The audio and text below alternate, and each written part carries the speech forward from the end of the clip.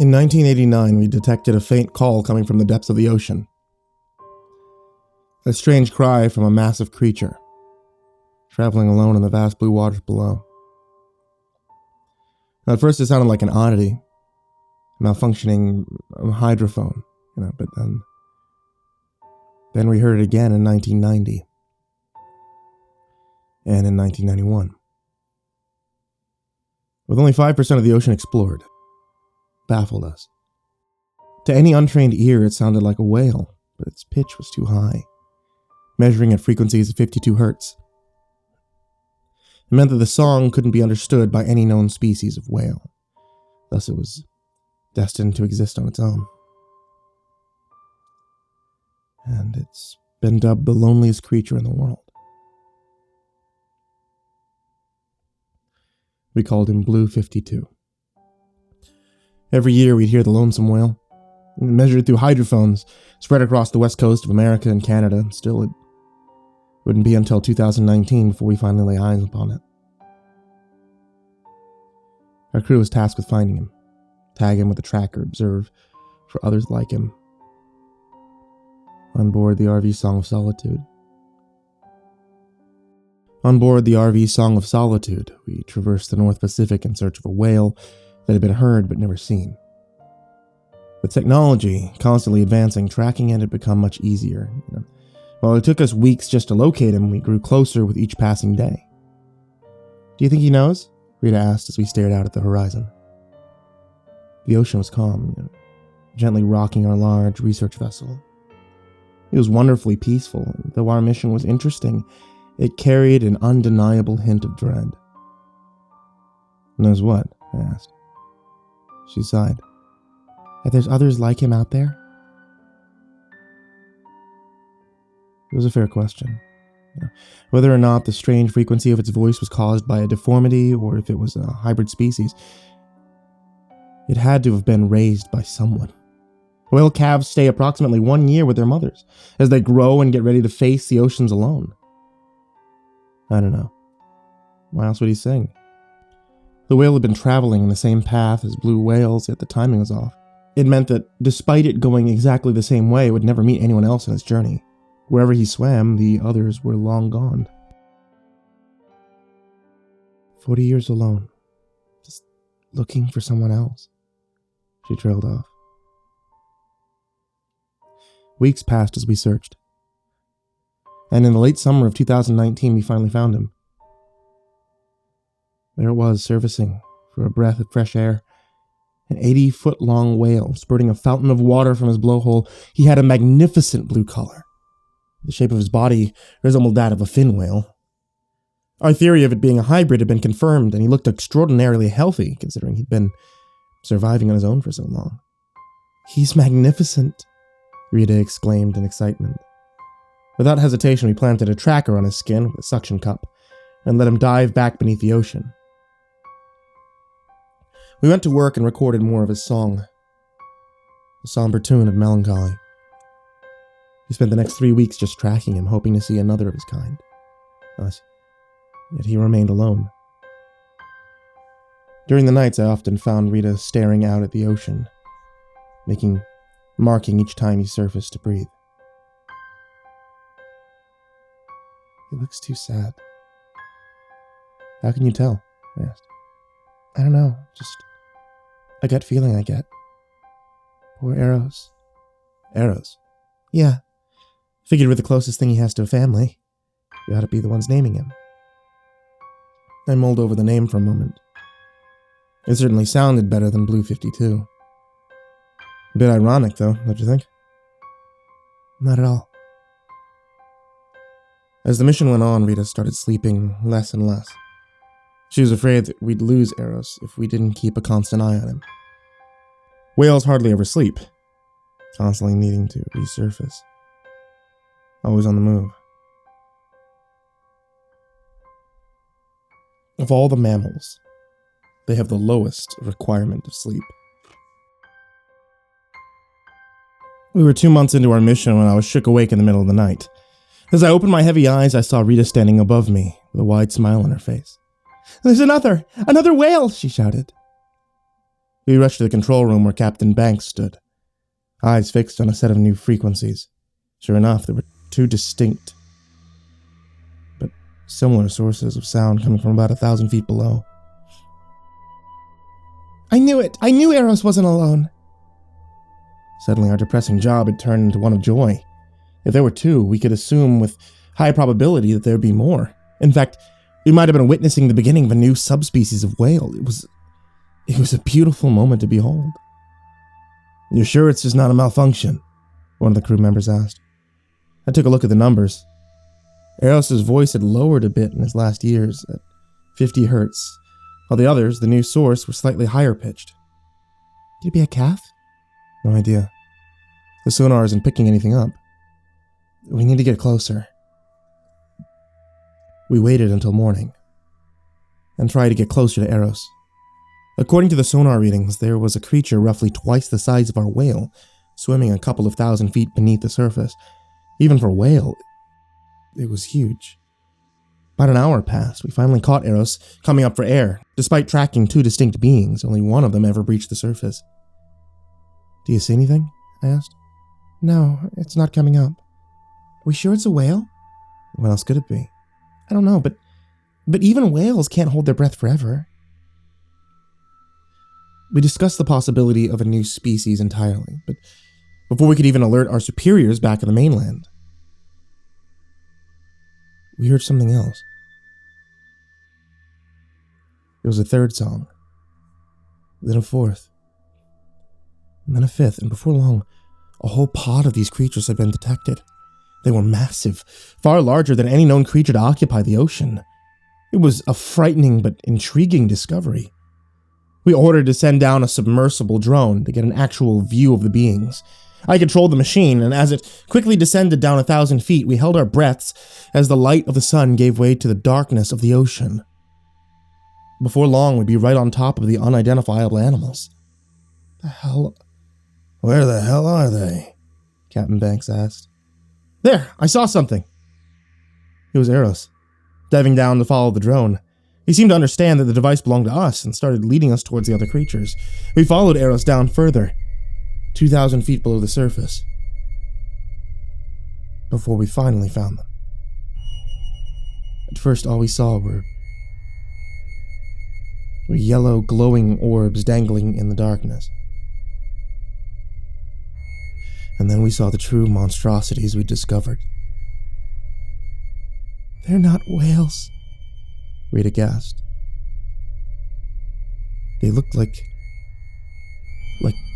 torn pieces of bright green flesh, bobbing up and down like jellyfish through the water. They had massive bodies covered in glowing blisters. Dozens of tendrils reached out of their mangled mass. What we assumed to be their heads had multiple dark holes with thin membranes through which they emitted their songs. What are they? I asked. Before my question could be answered, one of the crew members shouted out in protest. All we heard was a splash as something dropped into the water. Wait, no! He shouted. What happened? Captain Banks asked. Simon, he took an anchor and he jumped off the ship. We peeled our eyes in hopeless search for the lost sailor, but he was long gone. Call the mainland.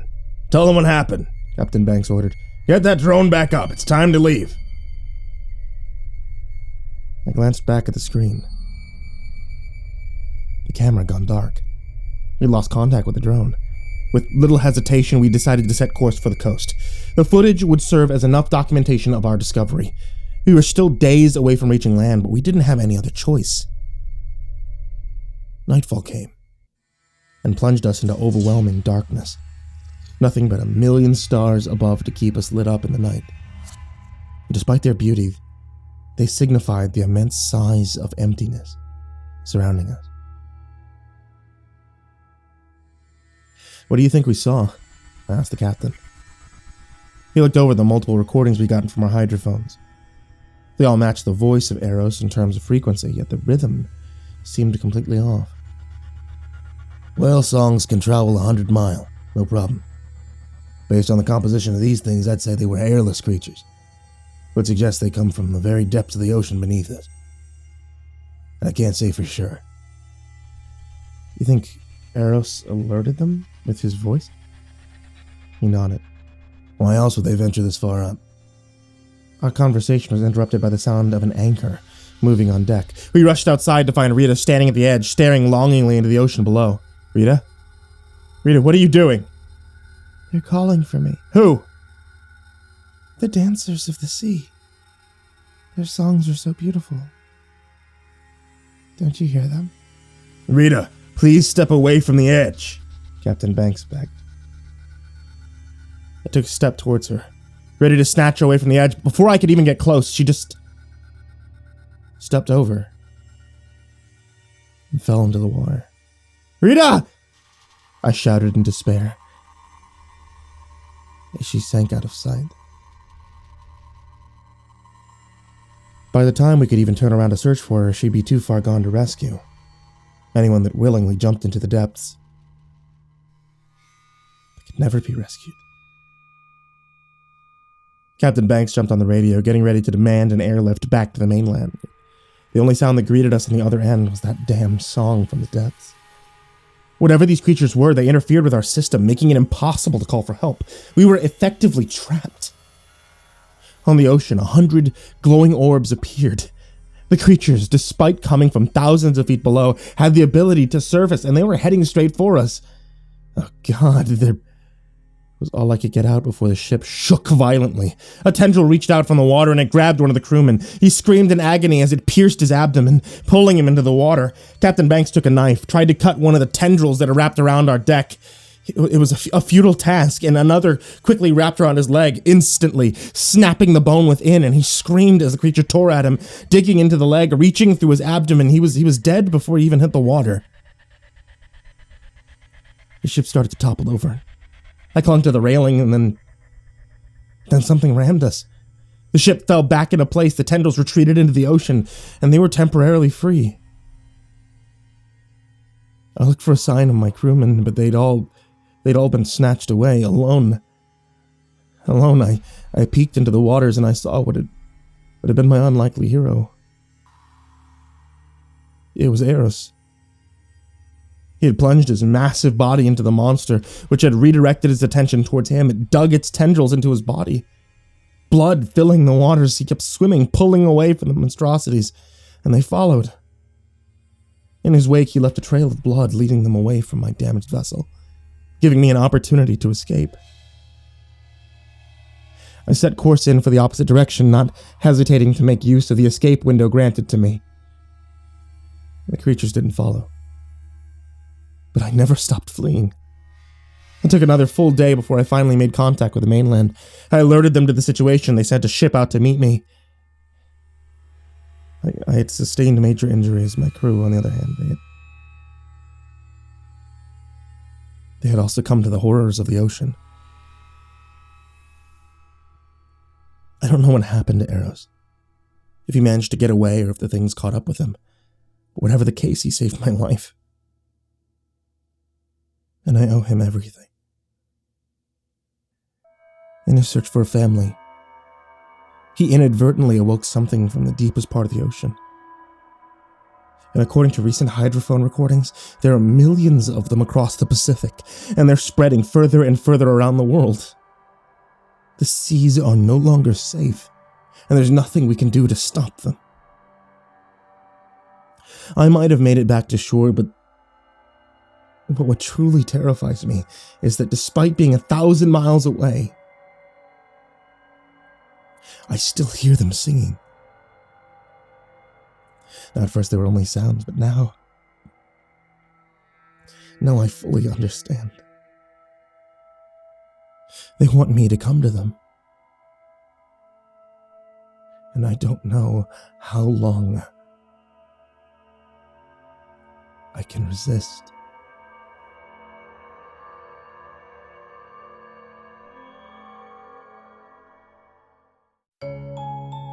Hey there kids, it's me, Mrcreepypasta, and thank you so much for listening to tonight's story, whether it be an episode of something, or tonight's podcast, or tonight's YouTube.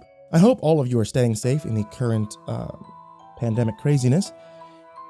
If you guys are missing out on some of the artwork from some of your favorite artists, you can always check out the description down below, where I'm linking over some of my friends who are not able to do conventions, seeing as all the conventions this year have currently been shut down. So if you're missing out on some of the incredible artwork you can normally get from them, a group of my friends, or a lot of different friends of mine, are all found in the description down below. And a very big thank you to all my Patreons, and you can always join them at patreon.com/Mrcreepypasta. People like Jordan Alexander Sanchez, Ken Lando Higuchi, Brianna Van Tine-Janzen, Chompski, TheRedOakShieldVirus, Sindee Barney, G Weevil 3, Diana Kraus, Stephen VanHuss, Chance Burnett, Tristain Pelton, Nico, TheGingerBroz, Dante Rowe, Raphael Rodriguez, Lastbladesong, Eliminator86, Nebsky, SteampunkSinner, Kaleb Dougal, Daniel Poulsen, Sky Harbor, The Homeless Bird 93, Bobby Carmen, Liam Newman, Aaron Stormcrow, Barbara Macedo, Thomas Burgett, Azazel Rotten, Let's Get Scared, S-Man, Andrew Karasuba Warnock, Bad Honey, Creepypasta Adam, Someone You Love, Brennan Wright, Said the King 56, and Somber Puppet. Thank you guys so much for your continued support, to all of you on Patreon, you guys that are down there in the description, and everyone else. And thank you all for listening and watching and being subscribed. Sweet dreams.